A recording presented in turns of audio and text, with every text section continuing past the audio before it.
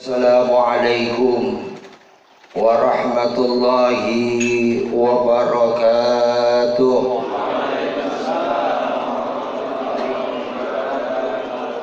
Bismillahirrahmanirrahim. Alhamdulillahi rabbil alamin. Wassalatu wassalam ala asrafil anbiya'i wal mursalin Sayyidina wa maulana Muhammadin wa ala alihi wa sahbihi ajma'in. Rabbi shrah li sadri wa yassir li amri wahlul 'uqdatam min lisani yafqahu qawli. Hasbunallah wa ni'mal wakil, ni'mal maula wa ni'man nasir. La haula wala quwwata illa billahil aliyyil azim. Amma ba'du. Yang kami hormati guru-guru kita, diantaranya Al-Mukarramun Ustadz Ibrahim, Ustadz Ahmad Rusman SPD, Bapak Ibnu Imran, Ustadz Muhammad Irfan, Mamanda Mualim Abdul Anin, dan juga orang tua saya dari Pintu Air, Bapak Haji Warsan. Beliau juga ketua wilayah di situ ya Pak Haji ya. Alhamdulillah bisa hadir ke tempat roh. Dan juga yang kami hormati ponakan saya Ustadz Ajis Muslim SE, Bapak Tatang. Kemudian juga keponakan saya dari Klender dengan membawa jamaahnya Ustadz Tejo, Ustadz Husin dari Matraman. Alhamdulillah hadir saya hormati. Dan juga Bapak Agung Memanda, Ustadz Haji Saibin, Bapak Dadang, orang tua saya Memanda Mang Rokib, Memanda Mang Nasir, dan juga Bapak Dharma.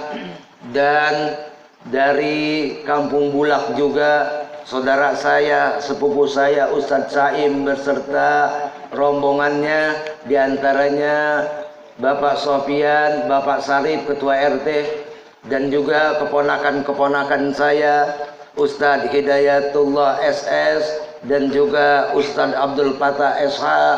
Kemudian juga keponakan saya Saiful Anwar SH, Nurul Huda. Kesemuanya ya ponakan-ponakan saya, dan juga orang tua saya Bapak Haji Husain beserta Bang Rodi, dan juga Bapak Khair beserta rombongannya dari Kayu Manis, dan juga bapak-bapak dari Jati Bening, dari Jatiwaringin Pak Tumira, Bang Sarif beserta Bang Sidik. Semuanya yang saya tidak sebutkan satu persatu, namun tidak mengurangi rasa hormat saya.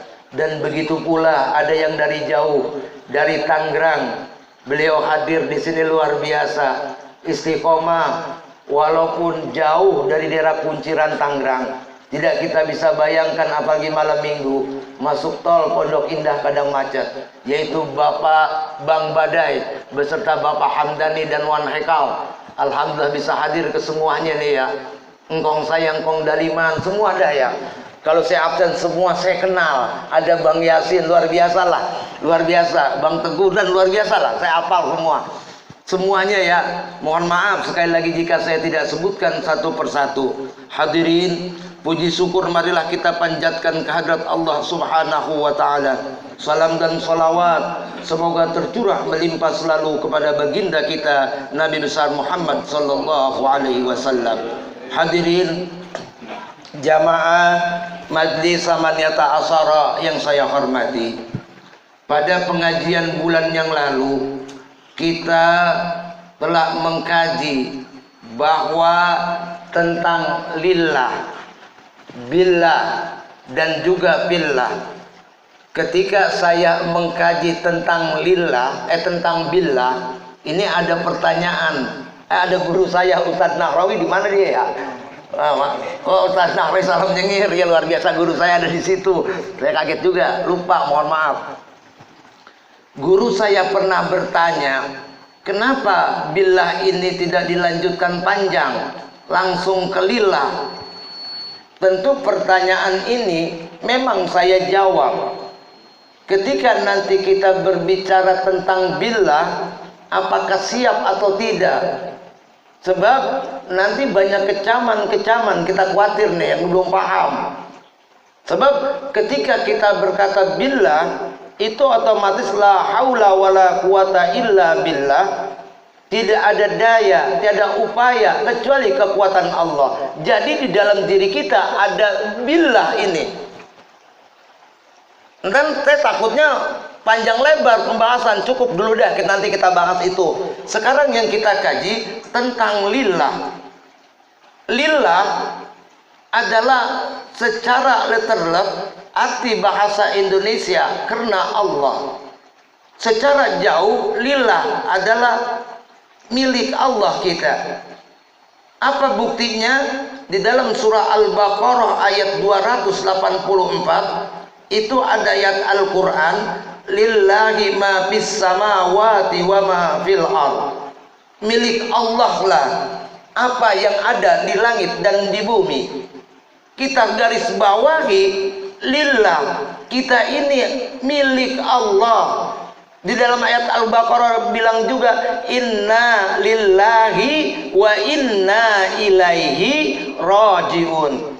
Kita ini sesungguhnya milik Allah, akan kembali kepada Allah. Kemarin saya bahas artinya kita nggak mempunyai kemilikan apa-apa. Coba kita merenung, bayangin diri kita. Begitu maha sempurnanya Allah menciptakan kita dari miliaran manusia, dari sejak Adam sampai saat ini Allah menciptakan manusia, nggak ada yang sama. Sekali lagi Allah menciptakan manusia tidak ada yang sama. Walaupun kembar yang identik pasti ada perbedaannya. Luar biasa saudara. Bahkan bukti ketidaksamaan kita ada sidik jari ini. Sidik jari nggak ada yang sama. Allahu Akbar. Begitu hebatnya Allah menciptakan makhluknya, diantaranya kita manusia. Sekarang kita berkaca kepada diri kita. Ayo kita merenung. Kita ini siapa sebetulnya? Kalau kita merenung, tolong dicabut itu deh, air bisik. Bukan itu Ustaz, yang ininya, cabut listriknya. Nah.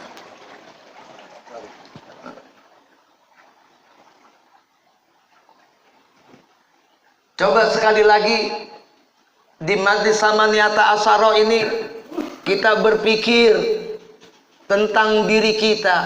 Bayangin diri kita. Kalau kita bayangin diri kita, sebetulnya kita ini lagi apa saudara? Lagi apa? Mau ngapain? Kadang-kadang kita selalu sombong dengan diri kita. Kita mampu tertawa terbahak-bahak. Coba kalau kita merasa diri kita saat ini, kita tahu kita ini milik Allah, akan kembali kepada Allah. Lillah ini. Kepemilikan, saya katakan, kita nggak punya apa-apa. Siapa yang punya? Nggak ada, kita punya saudara. Anakkah? Itu amanah. Istrikah? Itu amanah. Kebunkah? Bukan punya kita. Kita cuma memiliki secara syariat doang. Titipan semua. Kalau memang kita masalah, kita serahkan kepada Allah bahwa kita ini nggak punya kepemilikan, gerakan kita dikontrol oleh Allah, kemudian kita hidup diatur oleh Allah, kita bisa apapun ada Allah di situ, kita cuma titipan. Sadar nggak kita? Ayo. Ketika kita tahu tentang Tuhan kita, kita tahu diri kita, sesungguhnya kita ini siapa. Semalam sampai jam 4 kita kaji tentang diri kita. Yang kita banggakan diri kita hanya sekedar kotoran.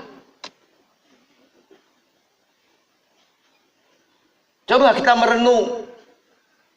Ini kita kotoran saudara. Apa yang nggak ada kotorannya di dalam tubuh kita? Di mata kita ada kotoran, di kepala kita ada kotoran, di telinga kita ada kotoran, di hidung kita ada kotoran, di mulut kita ada kotoran, bahkan di dalam perut kita ada kotoran. Kalau Allah transparan, lihat perut kita ada kacanya, mungkin orang lihat kita jijik, saudara. Allah tutup ini aib-aib kita. Mungkin kalau transparan tubuh kita, kita bayangin dah, kita jalan, perut kita transparan, di situ kotoran banyak sekali dalam tubuh kita, saudara. Jadi kalau kita banggakan diri kita kah itu? Kemudian kotoran-kotoran itu setelah kita mati, kita kembali kepada Allah, kita pulang kepada Allah. Innalillahi wa inna ilaihi rajiun. Kita menghadap Allah. Tubuh kita dimakan cacing, tubuh kita dimakan makhluk-makhluk Allah. Makhluk Allah banyak luar biasa, saudara. Kita berpikiran siapa di dalam tanah pun ada makhluk-makhluk Allah yang mampu mereka bernapas. Kemudian kita, jasad kita dipendam dalam tanah, ruh kita ini milik Allah. Sekali lagi, ruh kita milik Allah. Kita sering memanjakan tubuh kita, kita sering memanjakan fisik kita, kita sering memanjakan jasad kita, tapi ruh kita yang hanya milik Allah suatu saat diambil oleh Allah Subhanahu wa ta'ala. Ketika ruh nggak ada, kita nggak ada nilainya, Pak. Sesayang apapun anak kita, sesayang pun istri kita, ada yang rela lama-lama setelah mati jangan dikubur. Jangan dikubur, saudara. Bahkan semalam aja ketika kita meninggal jam misalnya jam habis ba'da Isya, nungguin sampai pagi itu udah segen kita, saudara. Bahkan kalau sampai 3 hari tidak dikubur, apa yang terjadi? Badan kita yang kita banggakan akhirnya bau busuk, saudara. Diri kita ini lillah, kepunyaan Allah, kita nggak punya apa-apa. Jujur aja kita akuin. Apa yang kita punyai? Kendaraan hanya titipan, yang satu jadi bangkai buat kita. Kita lebih mengedepankan jasad kita, kemauan hawa nafsu kita. Sementara mohon maaf, ruh kita tidak pernah kita kasih makan. Tahun baru kemarin ada yang berpikiran memanjakan jasadnya, bakar ini bakar itu, silakan. Bakar jagung, bakar ayam, bakarin silakan. Euforia silakan. Tapi ingat, pesta pasti akan berakhir. Kata lagu Rhoma Irama kan begitu, Pak Rhoma Irama. Suatu saat pasti pesta akan berakhir. Ketika pesta akan berakhir, kita ini milik Allah, pulang ke Allah, apakah kita keder atau tidak? Persoalannya. Ayo sekarang kita mikir diri kita. Apakah ruh kita yang kita bisa hidup? Kata Allah, wa yas'alunnaka 'anir ruh, qulir ruh min amri rabbi wa ma utitum minal ilmi ila qalila. Coba kita berpikir, saudara. Kita selama ini dibudaki oleh jasad kita. Wajar, mohon maaf sekali lagi, ketika kita dibudaki oleh jasad kita, dibudaki oleh fisik kita, ujung-ujungnya sekali lagi kita banyak galau, kita sering emosi. Emosi dengan tegas beda ya, saudara ya. Banyak emosi, suka marah, kemudian tidak pernah kita cukup.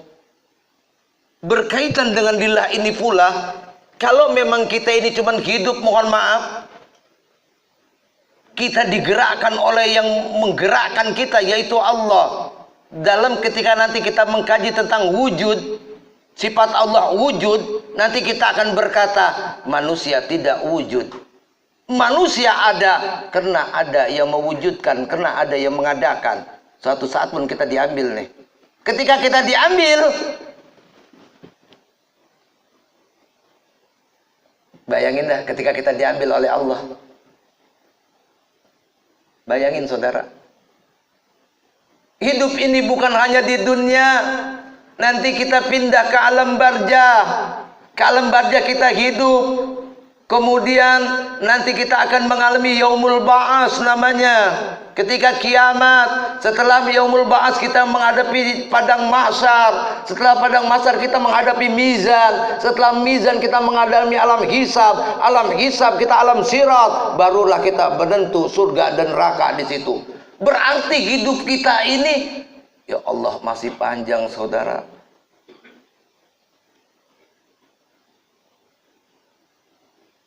Apa yang kita banggakan ketika hidup ini masih panjang? Amalan kita kah? Amalan kita tidak menentukan kita masuk surga, saudara.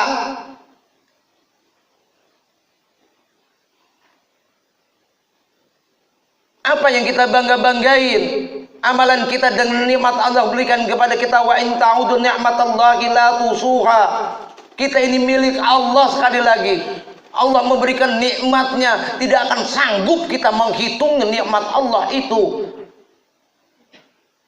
Kemudian kita banggakan amalan-amalan kita. Semana amalan kita? Salat yang kita banggakan, kadang ada unsur ria. Apa itu yang kita bawa, kita hadiahkan ke Allah?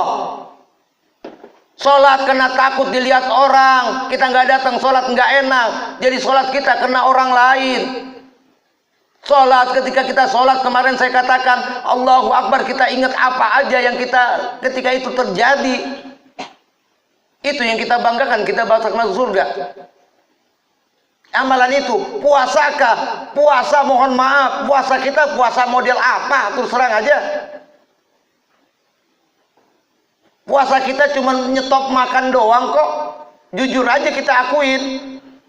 Namun udah alhamdulillah kita menjalankan syariat Allah. Kita ketika imsak kita menahan sampai terbenam matahari atau maghrib. Ketika proses dari mulai imsak sampai terbenamnya matahari, pertanyaan kita, puasa kita ngapain?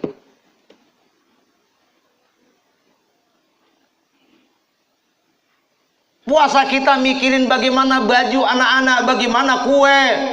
Padahal mohon maaf kita nggak sadar saudara. Kue ketika kita nanti lebaran, sesusah apapun kita, semiskin apapun kita, pasti punya kue. Makanya ketika kita lebaran datang bertamu, kue itu nggak dipegang sama sekali. Orang seri kok. Di rumah ada akar kelapa, di situ ada akar kelapa. Di rumah ada kembang goyang, dia kembang goyang. Coba, makan gak kita? Itu yang kita pikirin, puasa kita, baju anak-anak kita. Bahkan mohon maaf, puasa kita ya cuma sekedar nahan makan, nahan birahi seksual siang hari. Ketika kita puasa, kebayang makanan, sehingga beli ini, kata saya sampai ini. Coba kita hidup, coba hidup ini kita bayangin, kita puasa deh. Ketika menjelang tengah hari, perut mulai keroncongan, di pinggir jalan mulai banyak orang berjualan. Ketika jualan di situ luar biasa, ada lontong bakwan dengan cabenya, dengan sambelnya, ada kolak, ada es, ada makan ini makan itu. Punya duit, kemudian apa, kita beli semua. Kita bayangin nanti ini ketika kita menjelang puasa, menjelang berbuka, ini akan kita makan semua. Tapi ternyata saudara, nggak sesuai keinginan dengan fitrah kita. Ternyata ketika kita berbuka puasa, baru makan lontong dengan air, terasa kenyang. Kolak itu kemana? Es itu kemana? Nggak nafsu lagi saudara. Yang tadi siang begitu nafsunya kita, kepengennya kita turutin hawa nafsu kita. Ternyata mohon maaf, seteguk air kita sudah lemes. Inilah kehidupan saudara sebetulnya, kita bayangin dari situ, itu puasa. Jangan memperturutkan hawa nafsu kita, sehingga mohon maaf, ruh kita kalah dengan hawa nafsu kita. Makanya saya katakan kemarin, sebetulnya ruh kita sudah menjerit, hidup kita penuh dengan kepura-puraan. Hidup kita jujurnya kepura-puraan. Allah nggak butuh pura-pura kita sebetulnya. Kita ini lillah, kembali kepada Allah subhanahu wa ta'ala. Kemudian memang ketika lillah, Allah menciptakan kita memang berbeda-beda dalam hal memberikan rizki. Rizki, apa itu rizki saudara? Sebetulnya yang kita bahas ini tentang lillah. Apa itu rizki? Rizki adalah segala sesuatu yang dinikmati oleh manusia. Apa itu rizki? Sesuatu yang dinikmatin oleh manusia. Jadi kalau manusia memperolehnya, manusia senang, itu disebut rizki. Rizki kadang-kadang mohon maaf, kita sering berdoa dengan kalimat wa barakatan fir rizki, wa barakatan fir rizki, berikan saya rizki yang barokah. Ketika kita nggak dapat duit, kita ngomel kepada Allah. Akuin aja saudara, kita lagi susah, kemudian kita berdoa kepada Allah, wa barakatan fir rizki, wa barakatan fir rizki, berikan keberkahan saya rizki. Ternyata kita tidak menyadari, duit nggak dapat, kita berkata apa? Ngeluh kita. Padahal rizki adalah berupa sesuatu yang dapat kita nikmati. Rizki bukan hanya uang. Imam Az-Zawzi membagi rizki ke dalam golongan 10. Nanti kita bahas dah itu dah. Yang intinya, sesuatu yang datang kepada kita senang, itu rizki dari Allah.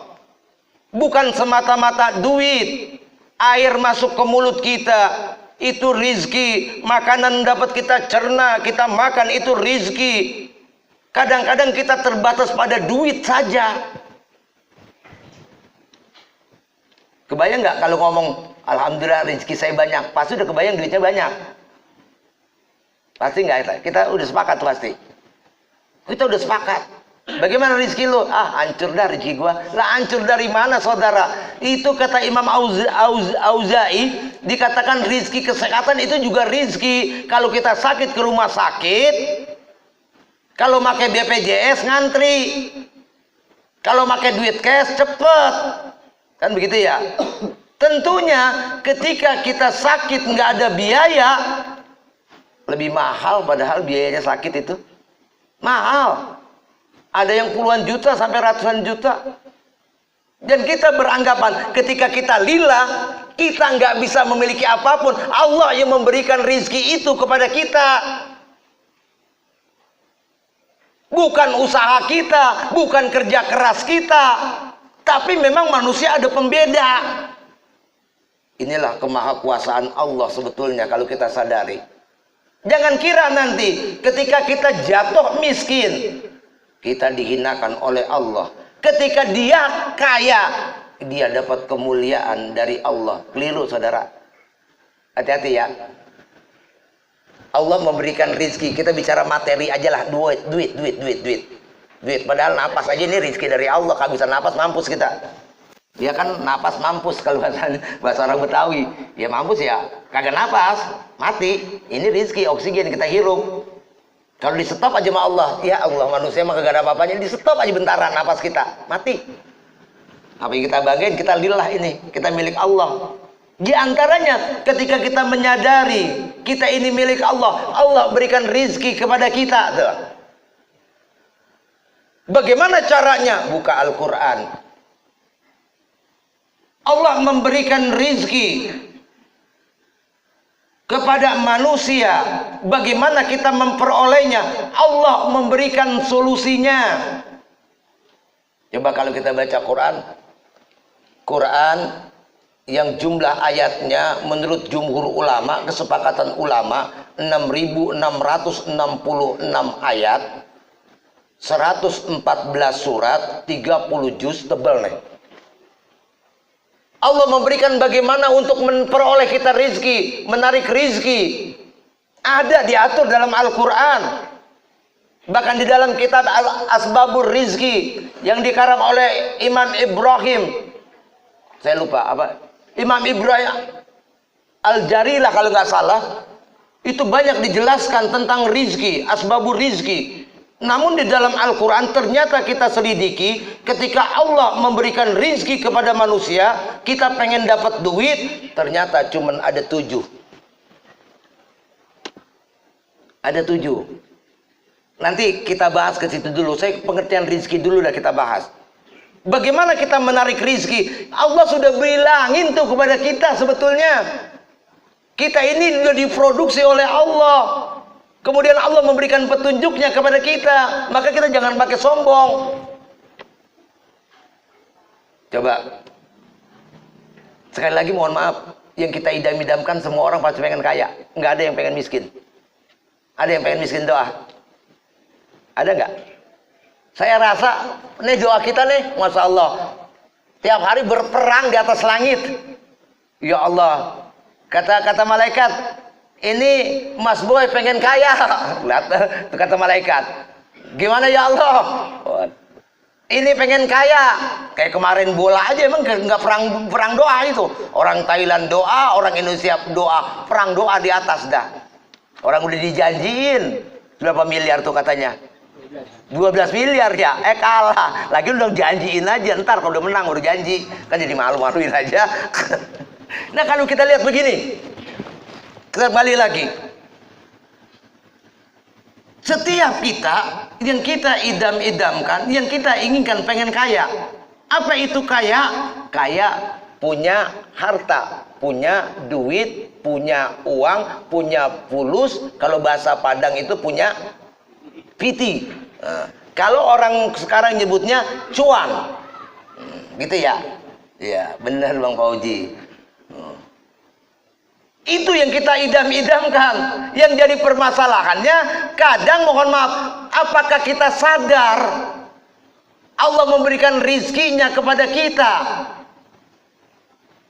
Jangan keluh kesah. Manusia itu memang banyak berbeda. Terutama kenapa Allah ciptakan ada yang diluaskan rizkinya. Sering bahasa kita disebut kaya. Sebetulnya manusia nggak ada yang kaya sih. Tapi udah biasa bahasa kita tuh. Padahal dalam Al-Quran itu, wallahu yabsutur rizqa liman yasha min ibadihi wa yaqdirullah. Allah memang memberikan seseorang, ada yang diluaskan rizkinya, ada yang disempitkan rizkinya. Tapi nggak ada kaya. Tapi bahasa kita kan, oh dia mah kaya tuh, itu kan bahasa kita. Ada nggak Quran mengatakan bahwa seorang itu kaya? Nggak ada. Paling min fadlillah, karunia Allah. Diberikan kepada kita ada kelebihan. Coba kalau ada kaya mah nggak ada urusan kaya deh. Nggak ada, saya rasa nggak ada. Kaya itu cuma sudut pandang seseorang kok. Nih, ngelihat seseorang punya rumah mewah, bini tiap jam bolak-balik ke salon, ganti alis, ganti bibir. Mohon maaf ya, mohon maaf. Pada kenyataan gitu banyak. Oh. Kagak puas lagi, yang udah nenek-nenek, udah pada kempot, tarik benang. Kan kayak gitu. Ya bener, saya tahu itu, tahu saya. Kemudian punya mobil mewah, rumah megah, kebunnya luas. Apa jawaban kita? Itu adalah orang kaya. Kata kita. Sekarang misalnya yang punya mobil mewah, yang punya rumah megah, bini bolak-balik ke salon, anak dikit-dikit shopping, misalnya Pak Guru Rusman. Kita lihat seperti itu. Yang punya mobil mewah, sekali lagi, rumah megah adalah Pak Guru Rusman. Kita ngelihat Pak Guru Rusman adalah orang kaya. Tapi sekarang tanyakan kepada Guru Rusman, apakah dia kaya?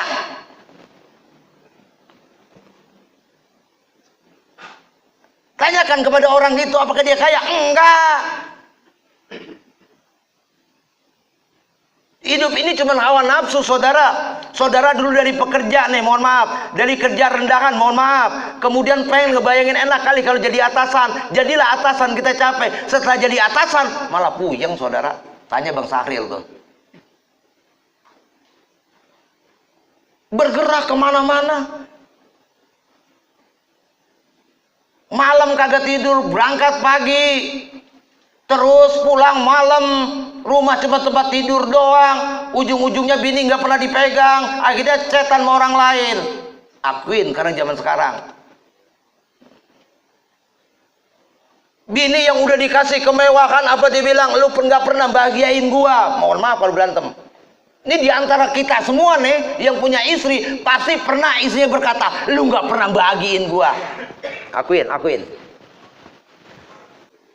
Biar kita ngerti diri kita, ayo kita bengkelin diri kita lah, kita tahu diri kita. Itulah persoalan-persoalan yang terjadi, saudara, sebetulnya di dalam diri kita. Jadi kekayaan yang kita punyai itu cuma sudut pandang saja, saudara. Bahwa memang Allah ciptakan adanya kaya dan miskin itu menunjukkan bijaksanaan Allah. Ada yang cerdas, ada yang gagah, ada juga yang kuat, kemudian kesehatannya sempurna. Kemudian juga ada dalam satu sisi kesehatannya tidak sempurna, sakit mulu. Kemudian kita berkata Allah nggak adil kepada kita, keliru, saudara. Berdoa ya udah, kenapa seperti ini? Sebetulnya bersyukur, saudara. Tanpa kita sadari, ketika kita sudah menjadi orang yang baik, sudah ma'rifatullah, hari itu juga kontan dibalas, saudara. Apa yang saudara makan keliru. Kalau sudah ma'rifatullah, pasti langsung sakit, saudara, langsung susah. Nanti ada bagian, lah dia kiai, katanya ustad, katanya ibadahnya rajin, tetap aja kecolong motornya, misalnya begitu ya. Hah? Banyak kan kita begitu ya? Oh dia ustad, katanya ibadahnya kuat, kesehatannya dijaga oleh Allah. Itu kan pandangan kita, padahal pandangan Allah itu lain. Mungkin ketika beli motor, duitnya ada yang gak halal. Sadar gak kita? Makanya tuh hilang. Makanya orang baik itu Allah sayang. Jangan sampai dosanya ditabung di akhirat. Sekali lagi, sering saya bicara kalau kita ngaji malam-malam nih. Kalau saya lagi ditanya, lagi tidur-tiduran ditanya. Ketika ditanya saya suka bangun gitu kaget. Saya jawab itu sampai pagi kadang-kadang. Jangan berpikiran orang itu dapat siksa, dapat ajab. Enggak, saudara. Kalau kalian jadi orang baik, dalam kitab Fathur Rabbani 12 kita sudah kuasai sehingga diri kita suci. Hati-hati makan makanan yang kotor, spontan. Sebab Allah mendidik kita dengan kalimat, ya ayatuhan nafsul mutmainnah irji'i ila rabbiki radiyatan mardiyah fadkhuli fi ibadi wadkhuli jannati. Hai jiwa-jiwa yang tenang, kembalilah kamu kepada Tuhanmu dengan ridho dan diridhoi. Fadkhuli fi ibadi, masuklah kamu ke dalam hamba-hambaku, masuklah kamu ke surgaku. Artinya apa? Jika sudah mencapai ma'rifatullah, dia menjaga hatinya, dia menjaga jasadnya. Ketika dia makan ada suatu makanan yang salah, dia langsung sakit, saudara. Langsung dibayar kontan. Tuh kalau kita jadi orang baik, makanya hati-hati juga. Emang ada orang kata, lu jangan baik-baik, ntar cepat mati lo. Kan ada yang gitu. Banyak kan? Emang kenyataan begitu. Bener. Coba kan lihat para wali-wali Allah. Cuman gak, pokoknya kadang-kadang nggak sampai 70 tahun umurnya dah. Ada yang 40 udah meninggal, 42 meninggal. Karena Allah sayang sebetulnya. Supaya apa? Allah selamatkan dia. Ketika kita nanti mencapai, jangan berpikiran, oh dia mah alim kok tambah colong mulu. Jangan biarin. Kenapa? Dia berpikiran, itu milik Allah, kok saya nggak punya kemilikan. Dia kan berkata begitu, udah santai. Ada keluh kesah sedikit manusiawi. Namun kita kembalikan lagi, mungkin kita ini kalau kita berpikir gini, kenapa motor dicolong? Kita saat itu kan nggak berpikir dalam ke jauh. Yang kita motor dicolong, lari dah kita ke paranormal. Bener kan? Lari kita ke polisi, laporan bikin surat. Kata polisi ditindaklanjuti enggak? Kalau ditindaklanjuti, Udah Pak, cuan. Akhirnya apa? Motor kagak kembali, cuan hilang. Kan kacau. Tapi kalau kita berpikiran jauh, ya Allah, mungkin motor saya hilang. Kalau dipakai anak saya, nanti anak saya bahaya. Mungkin Allah lebih tahu. Atau mungkin kalau dipakai saya nanti motornya di mana-mana jadi ngapa-ngapa. Kan enak ya. Emang duitnya dari mana? Dari kita. Karena menganggap diri dari kita, maka kita delete. Padahal enggak, Allah yang kirim itu ke kita duit sehingga beli motor. Pernah kemarin ada yang mobilnya hilang, ngadu ke saya. Ya udah hilang ya udah, saat itu mau ngapain? Mau diapain tuh mobil? Udah, pasti itu memang milik Allah, kan balik pada Allah. Enggak lama mobilnya jadi mahal katanya, datang lagi, ya Allah datangkan lagi. Ada yang ngadu bener sama saya, kagak, saya nggak bohong-bohongan, bukan kayak saya ngarang-ngarang gitu ceritanya. Cuman saya sebut namanya kagak enak saya. Datang ke saya memang malam-malam mobil saya hilang. Kemudian ngapain datang kemari? Gimana? Kiai katanya gitu, saya Kiai. Orang jauh bukan orang dekat saudara.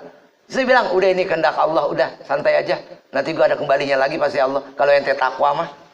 Kemudian udah ngadu lagi, alhamdulillah Kiai sekarang udah bagus lagi mobil saya, lebih bagus dari yang dulu kok. Nah itulah dapat rezekinya. Kalau kita yakin mah, selama ini kan mohon maaf, yang udah hilang kita pikirin aja, kita pikirin. Bener nggak seperti itu? Jadi sakit kita. Ya Allah hilang. Ya Allah hilang. Ini sama, saya juga ngeri juga kalau kedapatan dengan saya juga. Apa iman saya kuat? Ini kepemilikan rizki dulu, kita bilang rizki. Sebetulnya Allah kasih kepada kita. Ini kita cuma bergerak doang. Pokoknya jangan bilang, kenapa saya berdoa kepada Allah kok selalu miskin? Tadi saya bilang, bagaimana para ulama-ulama yang alim kok hilang juga? Kenapa Allah sayang kepada dia? Jangan sampai dosanya ditabung nanti di akhirat. Kalau kita kan mohon maaf, gue banyak belagu, banyak dosa, tapi nggak pernah dibalas, gue santai-santai aja. Sadarkah kita? Kita nabung dosa kita. Makanya orang yang dosanya bersih, ya ayat Tuhan, nafsul mutmainah, jiwanya tenang, kagak perlu lagi itu alam barzah saudara. Nggak perlu alam barzah. Langsung ya ayat Tuhan, nafsul mutmainah, malaikat cabut ruhnya, kemudian fi ibadi, masuk ke dalam golongan hambaku kata Allah. Wadhuli jannati, masuklah kamu ke surgaku. Udah ada banyak di surga ini saudara. Makanya dalam Al-Quran, jangan sangka orang yang berjuang di jalan Allah itu mati. Tapi kata Allah, bal ahyahum inda rabbihim yarzukun. Mereka itu hidup di sisi Tuhan mereka, kemudian Allah memberikan rizkinya buat dia. Ini jangan kira kagak ada orang di sini. Kenapa? Mata kita terbatas. Burung bunyi itu. Kita mata kita terbatas, saudara. Jangan kira nggak ada orang. Mereka itu hidup. Bukan ketika dia hadir gentayangan, itu pocong. Korin, jangan pikirin begitu ya. Ini pocongnya, jangan-jangan. Enggak, bukan. Jangan kira. Coba, saya pernah dengar itu kisah Mbah Khalil. Mbah Khalil itu kalau ngajar semua murid-muridnya semua jadi ulama-ulama besar. Coba diantaranya Kiai Hasyim Muzadi, Kiai Mustafa Bisri bapak adaknya. Bisri apa dah? Kiai Bisri juga, kemudian Kiai Asad Samsul Arifin, itu murid-muridnya luar biasa tuh. Itu katanya kalau lagi ngaji muridnya cuma 20 orang. Itu kalau ngaji ada yang diri di pojok-pojokan. Siapa itu yang datang? Itu Imam Nawawi Al-Bantani Al-Jawi. Siapa yang datang? Saya Muhammad Saman Al-Madani. Kan pada bingung tuh. Bahkan Kiai Asad Samsul Arifin itu nggak bisa nyebut roh, disuruh mangap. Mbah Khalil Bangkalan langsung ludahin tuh mulutnya. Kalau kita kemudian guru kita ketabok, ya enggak? Ya iya, kadang-kadang begini, ya, guru kita lagi mancrot gitu kan, dikata-katain. Itu diludahin suruh mangap, saudara. Baca Bismillahirrahmanirrahim susah banget. nggak bisa nyebut roh. Karena cadel kan diludahin, jadi ketelan tuh ludahnya. Masya Allah jadi ulama besar. Hati-hati juga memang. Kalau kita mah ya diludahin. Kalau nggak mau dah, mau keingetan aja, Ustaz, gue diludahin, Lah kacau kan? Karena kita nggak sadar di situ. Jadi artinya begini, saudara. Mereka itu hidup kita. Jadi pada dasarnya orang yang meninggal pun ada rizkinya. Udah ada di surga. Makanya apa? Ketika kita ada kesusahan, ketika kita diuji oleh Allah, ya Allah lebih tahu. Allah tahu ukuran pribadi kita. Ukuran kita tahu. Coba sekarang kita berpikir, dah. Kenapa kok saya dihidupkan oleh Allah seperti ini? Kayak kagak, susah juga kagak, tengah-tengah. Sebetulnya nanti kita akan capek ketika kita bicara rizki sampai habis ya. Tujuh rizki yang Allah berikan kepada kita. Sebab-sebab rizki Allah berikan kepada kita. Nanti ketujuh itu kita baru punya kesimpulan. Ternyata kehidupan itu tergantung bagaimana rasa. Kalau kita terus merasa susah, ya kan susah. Kalau kesusahan kita anggap biasa, kan biasa. Bukankah? Rasa itu, kalau kita kemarin saya juga bicara, rasa itu terletak pada lidah kita. Lidah kita yang pertama kali tahu tuh. Rasa asin ada di ujung lidah, rasa manis di ujung lidah, pedas tengah-tengah lidah, asam di pinggir-pinggir lidah. Kemudian gurih dan enaknya atau pahitnya itu ada di lak-lakan sini dekat ujung lidah yang dekat tenggorokan. Nah, kalau kita rasakan hidup ini sebetulnya, ya Allah enak banget, emang kita punya Allah, kita dikasih hidup juga udah enak. Makanya kan coba dalam YouTube saya, wabtaghi fi ma ataqallahu daral akhirah wa la tansa nasibaka minad dunya wa ahsin kama ahsanallahu ilaika. Nyari kita kenikmatan akhirat, tapi jangan lupain kenikmatan dunia. Nikmatin. Tuh ada makanan, silakan sambil saya ngomong dimakan kacang dari Pak Sukirno. Silakan, alhamdulillah berkah tiap hari diberikan tuh kacang. Silakan dimakan. Nikmatin. Kita kadang-kadang kan ya nikmatin lah. Aduh, rasanya bagaimana kayak begitu dah. Pokoknya gitu aja ya. Nah, kemudian jangan kita berpikiran dalam surat Al-Fajr itu jelas tuh. Surat Al-Fajr ya. Itu ayat berapa tuh tadi? Saya belajar. Itu jelas-jelas diterangkan surat Al-Fajr. Mohon maaf. Itu ayat 15 sampai 16.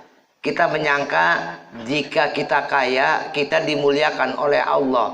Ketika kita susah, itu kita dihinakan oleh Allah. Salah seperti itu ya jawabannya. Harta itu cuma ujian. Sekali lagi, Allah tahu ukuran kita. Kita khawatir, kenapa Allah nggak ngasih kita kaya? Sebetulnya Allah pasti kasih sih. Saya yakin Allah pasti kasih kita. Cuman saya bilang kemarin juga, apakah kita sudah siap menerimanya, sarana dan prasarananya? Maksudnya ngerti nggak nih maksudnya nih? Ketika kita minta kepada Allah, siapkan dulu hati kita. Sanggup nggak kita menerima itu? Sarananya kita buat. Kalau bahasanya begini, ketika kita pengen punya mobil masuk ke rumah kita, sarananya jalannya. Buat jalan dulu. Ketika kita punya mobil, kita harus punya garasi dulu. Jangan mobil parkir depan rumah, jadi ribet, bikin macet, nyusahin orang. Iya, kalau orangnya senang, kalau kagak tiap hari disumpahin orang. Bener kita, tiap hari disumpahin orang itu kita. Iya, kalau kita lagi oleng, mampuslah kita. Jawabannya gitu aja. Siapin sarananya, ada garasinya. Ketika kita dapat rezeki, siapin dulu tuh sarananya. Iya. Bukan apa-apa. Kemarin saya bilang, bisa saja kita minta kepada Allah, ya Allah berikan saya helikopter. Lah tempatnya kagak ada, mau nyangserang di mana kita? Udah banyak rumah. Artinya sarananya, kita jangan berpikiran kenapa Allah nggak mengabulkan doa-doa saya. Bukan, Allah tahu kadar kita. Berapa banyak saudara ketika Allah mengabulkan doa kita, kita melenceng jauh. Kemudian istrinya betul jadi soleha, suaminya soleh, kemudian sholat tahajud, sholat hajat, sholat duha, semua dikerjakan. Kemudian istrinya berdoa, suaminya lagi usaha, ya Allah berikan saya duit yang banyak, minimal 3 miliar. Lah doa mah kagak apa-apa, tapi tahu ukuran dulu juga. Karena waktu itu lagi bisnis tanah di 30 hektar. Nah kan bini doa. Begitu kan?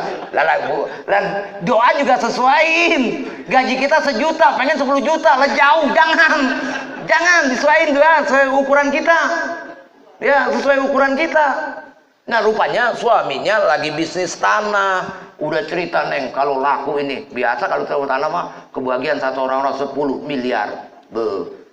Dengan 10 miliar, ternyata apa? Bener laku. Bininya doanya dikabulkan, cuman gaji 10 miliar jadi 3 miliar. Wah, duit 3 miliar. Anak cuma 2, dia berdua. Ternyata apa? Buat duit dipegang oleh lakinya. Nih buat lu nih, buat lu 1,5 miliar, buat gua 1,5 miliar. Cocok, setuju. Gak taunya duitnya pegang lakinya gak pulang-pulang.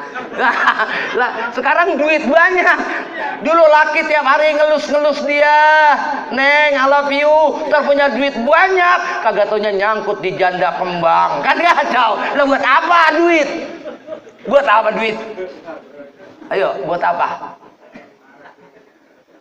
apa? Nah, ya Allah tahu lah kadar kita. Makanya tahulah Allah kadar kita. Makanya kita jangan tahu udah kita terimain aja saat ini. Kita ini milik Allah. Kita terimain aja. Namun tetap berusaha bergerak. Nabi Allah Ismail alaihissalam jualan kayu bakar kok. Rasulullah jadi tukang angon kok, gembala, bahkan jadi pedagang kan negeri Sam, mau dagangan Siti Khadijah. Ayo bergerak. Wa ma min dabatin fil ardi illa 'alallahi rizquha. Pasti ada rizkinya. Kita milik Allah, pasti Allah akan berikan kepada kita. Yang penting bagaimana kita baik dulu kepada Allah.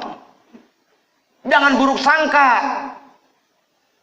Ini pernah di zaman Rasulullah sallallahu alaihi wasallam. Ini terakhir ya, buat renungan buat kita. Ada sahabat yang bernama Salabah bin Khatib. Nama Salabah banyak. Cuma yang rada nyeleweng ini namanya Salabah bin Khatib. Suatu hari dia sholat bersama Rasulullah Muhammad sallallahu alaihi wasallam. Ketika Rasulullah mengucapkan salam, Assalamualaikum warahmatullah. Assalamualaikum warahmatullah. Salabah langsung berdiri pulang. Ketika sholat lagi bersama Rasulullah waktu maghrib, Salabah buru-buru pulang. Kalau bahasa kita kan Rasulullah mengajarkan Allahumma antas salam wa minkas salam wa ilaika ya'udu salam fahaina rabbana bis salam wa dakhilna jannata darussalam tabarakta rabbana wa ta'alita ya dzal jalali wal ikram Allahu la mani'a lima a'taita wa la mu'tiya lima manata wa la radda lima qadaita wa la yanfa'u jad minkal jad ila rabbi subhanallah. Itu pasti di masjid-masjid Arab Saudi itu ada kalimat Allahul la mani'a lima a'taita wa la mu'tiya lima manata. Suruh baca subhanallah walhamdulillah Allahu akbar, gitu kan kalimatnya. Ini langsung pergi. Kemudian ditangkap. Salabah, kenapa kamu terburu-buru kayak perbuatan orang nifak? Nifak itu belum sampai tingkatan munafik. Ditangkap. Salabah kemudian sedih. Ya Rasulullah, saya punya kain cuma satu-satunya. Istri saya nunggu untuk gantian sholat. Oh begitu, dilepaskan Rasulullah. Kemudian istrinya sholat. Setelah istrinya sholat, nih perempuan luar biasa saudara. Salabah sedih. Kemudian ditanya, kalau bahasa orang Betawi bilang, bang, kenapa abang bercucuran air mata? Neng begini neng, saya ditanya oleh Rasulullah. Ditanya bagaimana ketika saya buru-buru untuk gantian kain untuk sholat maghrib. Saya dibilang kayak orang nifak, kayak orang munafik. Kemudian kata dia, nggak usah sedih bang. Rasulullah itu pinter nih ternyata istri itu bang, doanya kan mustajab, diterima oleh Allah Subhanahu wa Ta'ala. Lalu bagaimana? Abang ngadu minta kaya sama Rasulullah. Waduh, bini pinter banget tuh. Udah bini pinter banget tuh Rawi. Bener dah. Tuh, istri itu. Ini bicara rezeki ya. Akhirnya bener juga lu Neng. Akhirnya air matanya dari sedih semangat lagi. Dia pura-pura, dia lamain. Salabah, kenapa kamu nggak buru-buru lagi? Begini ya Rasulullah, saya ini orang susah. Bagaimana saya punya kain banyak? Supaya istri saya jonjon kalau orang bahasa Betawi di masjid. Saya bisa zikir, bisa namanya kalau di masjid itu itikaf. Lalu apa yang kamu mau? Kata Rasulullah, ya doain saya ya Nabi supaya kaya. Apa kata Rasulullah ketika itu? Rizki yang sedikit yang kamu peroleh, kamu syukuri, itu lebih baik ketimbang rizki yang banyak kamu nggak syukuri. Pulang sana, pulang tuh Sa'labah. Lemes Sa'labah, bininya lagi. Apa kata Rasul? Ya Neng, kata Rasulullah, yang sedikit aja kita syukurin dah, daripada kita banyak nggak syukur. Ya bang, jangan begitu bang, ini kita punya kain satu-satunya. Lalu bagaimana Neng? Ngadu lagi udah bang, ngadu. Itu dalam kitab Duratul Nasihin juga diceritain itu, banyak cerita-cerita itu. Namanya Sa'labah bin Khatib. Kemudian kedua kali lagi minta lagi, ya Rasulullah, saya capek, saya miskin, doakan saya sebagai saya kaya. Apa kata Rasulullah? Pulang sana. Demi Allah, kata Rasulullah, seandainya gunung-gunung ini menjadi emas, jika Allah tentuin buat saya, kata Rasulullah, tapi saya tidak mau itu Sa'labah. Apa kamu lihat saya kaya? Tidak ya Rasul. Ulang sana, ulang lagi saudara. Lemes lagi, ditanya lagi sama bininya. Oh, udah bang, gak usah lemes, semangat. Gila, bini luar biasa, semangat. Bagaimana? Udah didatengin lagi ketiganya. Ketiganya datang lagi, ya Rasulullah, tolong doakan saya supaya jadi orang kaya. Sa'labah di situ berjanji, jika saya jadi orang kaya, akan saya sedekahkan harta saya akan menjadi orang yang soleh. Luar biasa janjinya Sa'labah bin Khatib itu.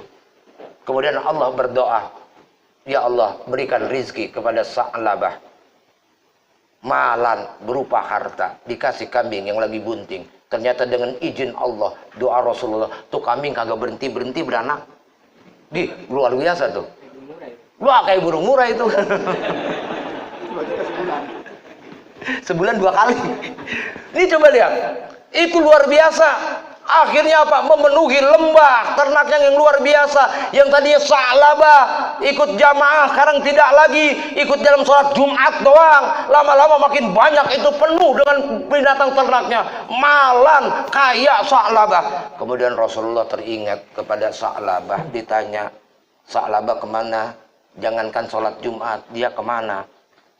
Ya Rasul, sekarang Sa'labah ternaknya memenuhi lembah luar biasa. Kemudian Rasulullah tolong pinta kewajibannya untuk berzakat.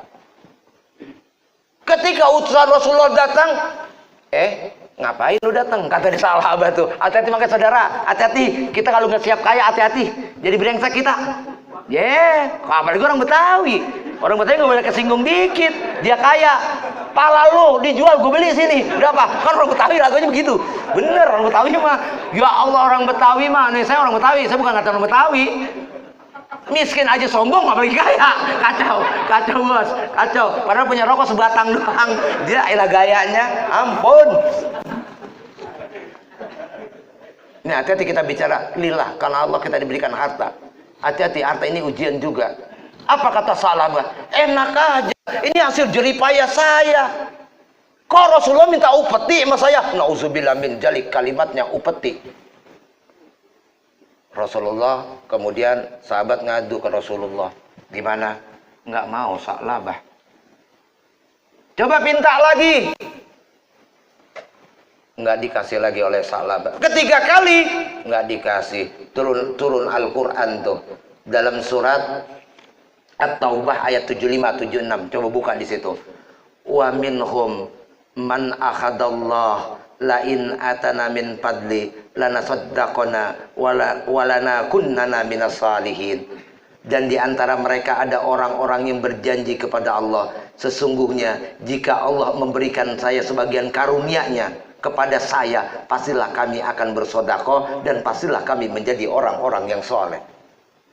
Orang kalau belum punya janjinya selaut. Orang kalau misalnya nggak punya, ya Allah berikan saya mobil, tujuannya apa? Nanti keluarga saya masuk, kalau tetangga saya minjem bisa saya kasih kalau ada dalam keadaan darurat. Ketika belum punya. Ketika sudah punya, lo pakai mobil gua, isiin dong bensin. Dah. Enak aja, yang bengkel-bengkel gue kan tinggal pakai doang. Yang bengkel gue bengkel mahal, oli aja udah sekian juta, lalu pengen pakai aja. Ketika belum punya mak, ya Allah, nanti kalau ada orang di jalanan saya boncengin. Itu belum punya. Kalau udah punya mak, iya berat. Kan kacau. Udahlah, manusia mah itu janjinya kadang-kadang, mohon maaf, harus kita tahu standarnya lah. Standarnya kita harus tahu. Wa minhum man aghadallah. Hati-hati kita. Ada di antara orang-orang, berarti kalau Allah sudah wa minhum, di antara mereka siapa itu? Tentu kita nih semua. Ada di antara kita nih yang duduk ini nih. Kalimatnya begitu. Quran bilang, wa minhum, di antara mereka kita. Ada orang yang berjanji kepada Allah, jika saya dikasihkan karunia min fadlihi, dari karunia dari Allah, saya akan bersedekah, saya akan menjadi orang-orang yang saleh. Ternyata harta setelah kita dapat, apa yang terjadi saudara? Sayang. Pasti sayang kita. Ini kejadian Sa'labah. Kemudian ayat ini turun, kemudian berkenangan Sa'labah ketika Allah Subhanahu wa taala di antara mereka berjanji, kemudian janjinya itu kata Allah dalam surat At-Taubah 76, "Falamma atahu min fadli bahilu bihi wa tawallau wa hum mu'ridun," kata Allah. Tetapi setelah diberikan kepada mereka sebagian karunia Allah, mereka bakhil, mereka pelit, dan mereka orang-orang yang berpaling. Mu'ridun, orang yang berpaling, membelakangi jadinya. Kita kan sering begitu kita. Makanya kita nerimain, kita lillah, kita ini enggak milik apa-apa. Allah yang mengatur kita, yang penting kita bergerak. Sa'labah kejadiannya ketika susah pengen jadi orang kaya, kemudian jadi kaya, dia bakhil, dia pelit, ujung-ujungnya apa? Ketika ada ayat ini turun disampaikan sahabat. Kata sahabat udah colek-colek nih, udah saling colek-colekan. Ah, lu rese. Sa'labah ini ayat ini gara-gara rese nih, Sa'labah. Ayat ini turun gara-gara Sa'labah nih, asbabun nuzulnya. Kemudian apa? Ya emang Sa'labah rese. Ada sahabat nyamperin Sa'labah, lagi nganuin ternaknya. Sa'labah. Kenapa? Ada ayat turun berkenaan dengan lo. Apa ayatnya? Surat At-Taubah ayat 75, 76. Sa'labah kaget ketika itu, nyamperin Rasulullah sallallahu alaihi wasallam. Apa kata Rasulullah? Sa'labah, sudah 3 kali kamu saya peringatkan. Sekarang silakan. Enggak diterima Rasulullah. Ketika itu Sa'labah bahkan terguling-guling di padang pasir. Terguling-guling supaya mau. Rasulullah nerima sedekahnya, nerima infaknya, tapi Rasulullah menolak. Sa'labah nangis ketika itu. Ketika turun ayat Al-Quran, wa minhum man akhadallah lain atana. Kemudian setelah Rasulullah wafat, dia datangin lagi Abu Bakar. Abu Bakar, saya bersedekah nih harta saya. Kata Abu Bakar, lu lagu apa? Sa'labah.